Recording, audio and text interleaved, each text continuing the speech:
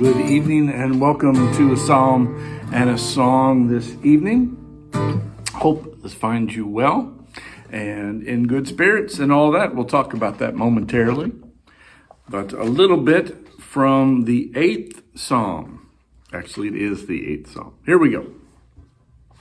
O Lord, our sovereign, how majestic is your name in all the earth. You have set your glory above the heavens. Out of the mouths of babes and infants, you have founded a bulwark because of your foes to silence the enemy and the avenger. When I look at your heavens, the work of your fingers, the moon and the stars that you have established, what are human beings that you are mindful of them, mortals that you care for them? Yet you have made them a little lower than God and crowned them with glory and honor. You have given them dominion over the works of your hands. You have put all things under their feet, all sheep and oxen, and also the beasts of the field, the birds of the air and the fish of the sea, whatever passes along the paths of the sea. O Lord, you're sovereign, our sovereign. How majestic is your name in all the earth. Isn't that beautiful? The 8th Psalm. So, not grumpy today. I want to tell you that up front. Bless you on your comments from last week. I appreciate that very much. I was authentic and truthful in that time, and that resonated with some people who also know the feeling of being grouchy and grumpy and ill-tempered. I'm happy to report that is not the case today. And I'm happier to report that's not the case most days. Somebody somewhere said something this week, though, that has stuck with me. And unfortunately, the person who said it, that hasn't stuck with me. But what they said was something along the lines of, a grumpy, grouchy old man who just wants to be left alone. That's novel, that idea that's really more common than not. And I don't know why, but I guess I had never thought of that.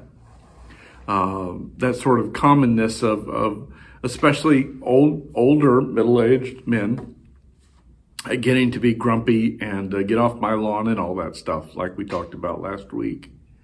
And what that ultimately leads to is leave me alone. Just let me be. Let me sit over here in the corner, and I'm not seeking attention, and I don't want to be a bother to anybody. I don't want to be anything to anybody. Just leave me alone. I'm going to sit over here. Thank you very much. And I realized, well, that's sort of the outcome of all of that. Could be. And I don't think I want that to be the outcome of all of that. And so I sort of heard myself in that quote a little bit. And I'm wondering what you hear in that, because it's a warning. It's a warning about isolating ourselves. It's a warning about putting ourselves at the center of the universe, and everything else is outside of that. And then your universe gets smaller and smaller and smaller because people are irritating. Novel concept. Things in creation are irritating. All kinds of things irritate us. So this ring gets smaller and smaller, and next thing you know, it's just us in there, all by ourselves. I can almost feel my lower lip pout now. So, how to combat that? How to not be that person? That is the question.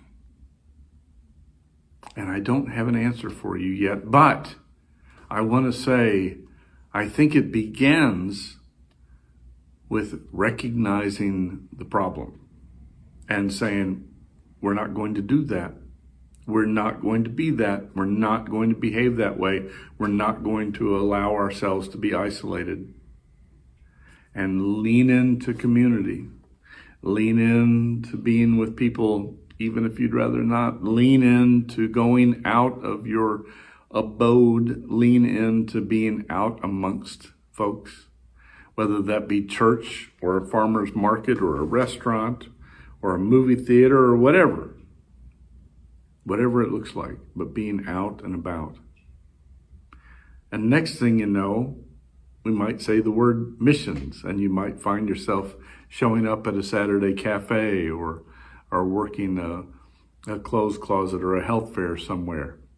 You might just find yourself in with a group of faithful individuals, and you might actually find people you like. And next thing you know, you're not so isolated. You're in community. And next thing you know, you're not so grumpy and get off my lawn and putting things on the internet like that. So that is a thing. Yep, that's a thing to not do.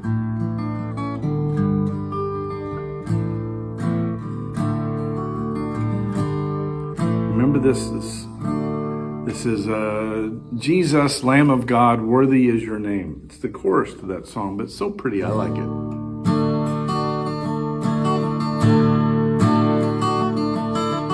Jesus, Lamb of God, worthy is your name. Jesus, Lamb of God, worthy is your name. Let's try it together, can we?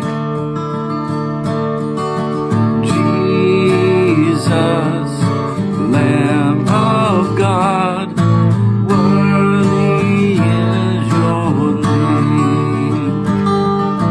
Jesus, Lamb of God, worthy is your name. Worthy is your name. Worthy is your name.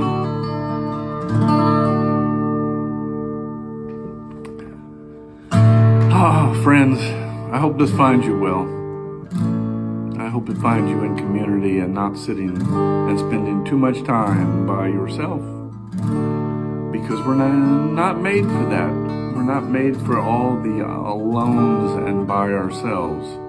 Sometime is good. I promise you, sometime is good. But when you start to find yourself being aggravated, exhausted, alienated, isolated, maybe it's time to reach out a little bit. I'll see you next week. Happy summer, all. See you next week.